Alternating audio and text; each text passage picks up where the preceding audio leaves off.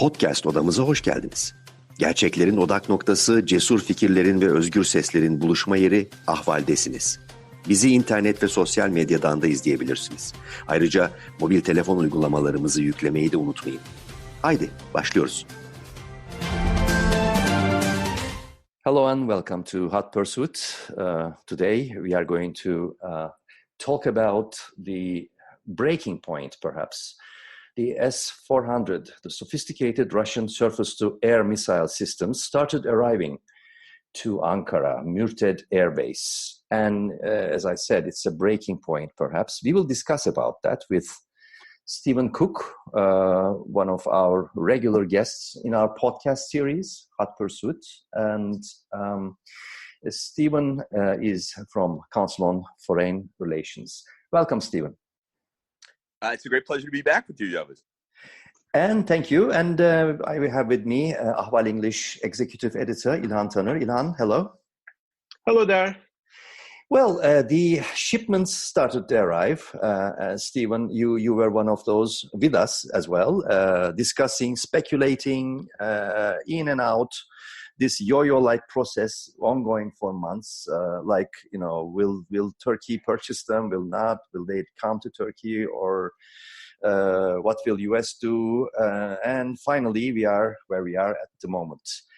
I'm thinking of, and I was writing an article today, of Missouri warship visiting Istanbul, 1946, 5th of April.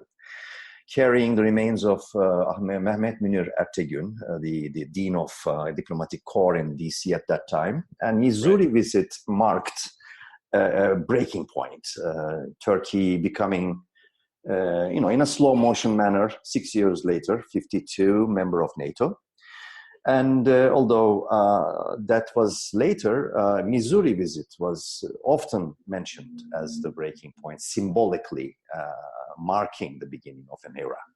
Now, with the S-400's shipments landing in Ankara Mürted Air Base, are we all witnessing a sort of a historic breaking point?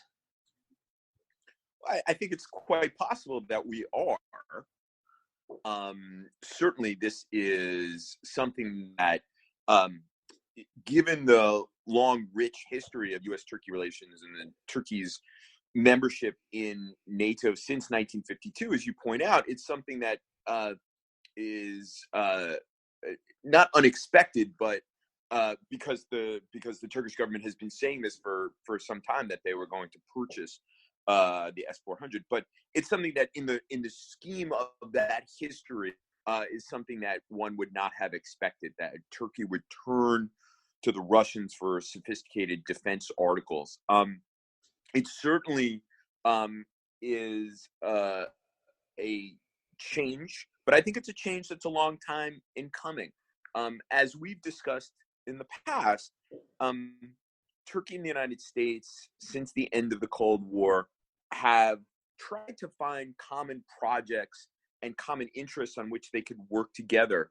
But it strikes me that none of that has really worked well, and that the two countries have been moving in opposite directions. So in one sense, yes, against the backdrop of what you're talking about, the Missouri's visit to Turkey and Turkey's entrance into NATO and the partnership that continued through the end of the Soviet Union in 1991, it seems shocking. But over the course of the history of the last 25, 26, 27 years, I'm not entirely sure it's an unexpected development. Mm-hmm. Ilan, will you take it from here? Yes, please. What is your expectation from the administration at this point, since the S-400s arrived in Turkey? What should we expect? It's hard to know. There's going to be a statement from the Pentagon today.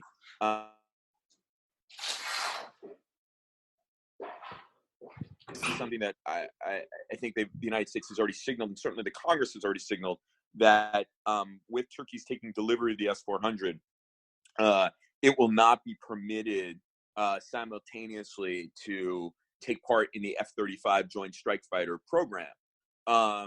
So that is important because Turkey was a partner in that program and planned to purchase 100 of them.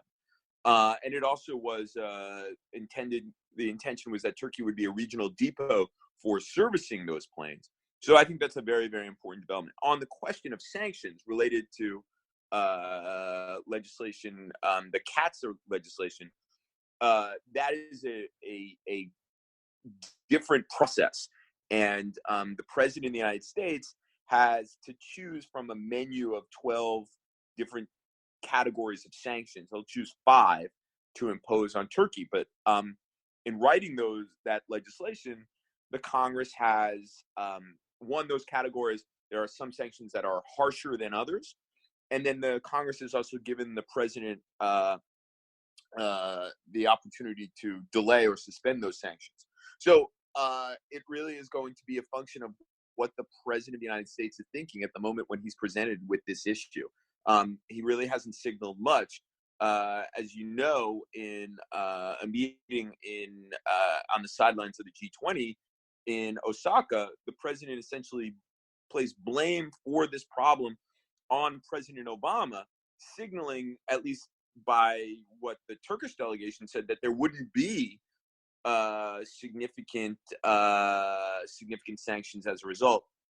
That may very well have just been the Turks putting that out there without any real factual basis. Same time, I have been watching Turkish TV's news channels today. It is the 3rd anniversary of the failed coup attempt. Do you think this was a specific date chosen by Ankara administration? And if it is so, what Ankara tries to tell the Western allies for selecting this specific date? Well, isn't a specific date of the failed coup d'etat on July. It's around the same time. I don't know whether this is something that is intentional or not. I think that it's. I think that there's a certain amount of Turkish triumphalism about this. In fact, the interior minister previously had the day when Turkey took delivery of the S-400 as Turkey's Independence Day. That, I think, is the prevailing perspective of Turkish officials, and that Turkey sees itself as a regional and, in fact, global power in its own right, and for all these years has their view is that the United States has taken the relationship with Turkey for granted, and that Turkey is going to pursue its interests as it sees fit. I think that that's their right, but they're also the United States has a responsibility to look after its own interests. And the fact that the Turkish government was insisting that it was going to buy the S-400 and wanted the F-35 and wanted to avoid sanctions speaks to, I think, a certain amount of presumptuousness on the part of Turkish officials. Let me ask one more question. At the same time, just 2 days ago, as Ambassador David Satterfield arrived in Ankara. This is the first U.S. ambassador almost 2 years. Do you think this very experienced U.S. envoy and diplomat can make any difference in Ankara, though he has not submitted his credentials yet? What is your view of this? Well, I happen to know Ambassador Satterfield a bit, and he is extraordinarily smart and quite and tough-minded. So once he does present his credentials, I think it's going to be he's going to make it clear what U.S. interests are and what the parameters are of partnership. But I think that the State Department, in thinking about what would happen if Turkey took delivery of the S-400, believed that there was going to be a significant breach in the relationship, and that they would have to work very hard to repair that relationship after this episode. My own view is that it seems under these circumstances, it doesn't seem prudent to talk about repairing the relationship. It's beyond repair, isn't it?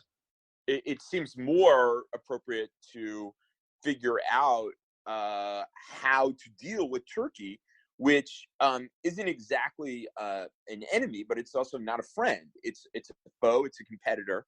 It's a country that doesn't believe that an American-led order in the part of the world where Turkey is good for Turkish power.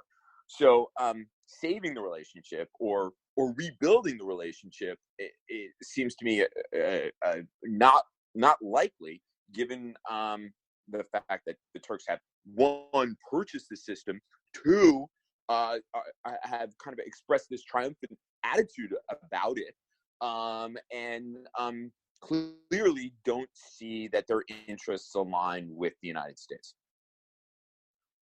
Okay. Yes. Maybe we should end with the question that is an extension of what I began with. With these moves now, it's turning very, very serious in sort of showing the way, Erdogan leading the way, Çavuşoğlu following, and some outsiders are supporting, such as İlker Başbuğ, former top general, who expressed his Eurasianist views earlier.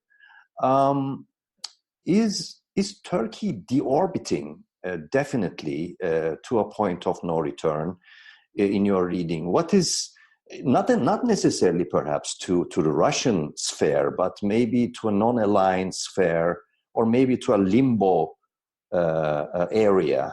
What is in your reading, Turkish endgame with this? It's a terrific question. I think that it's certainly a decoupling from the United States. I think that Turkish officials. First, let me just say before I get into that, Başbuğ's statement is an interesting one, and I think it should be emphasized to people in Washington that for a long time there was the assumption that Turkish military officers were pro-West, and I don't think that was really truly the case. I think that they were nationalists par excellence. I think Başbuğ's statement is an important one because in the United States, there was always the assumption that Turkish military officers were pro-West.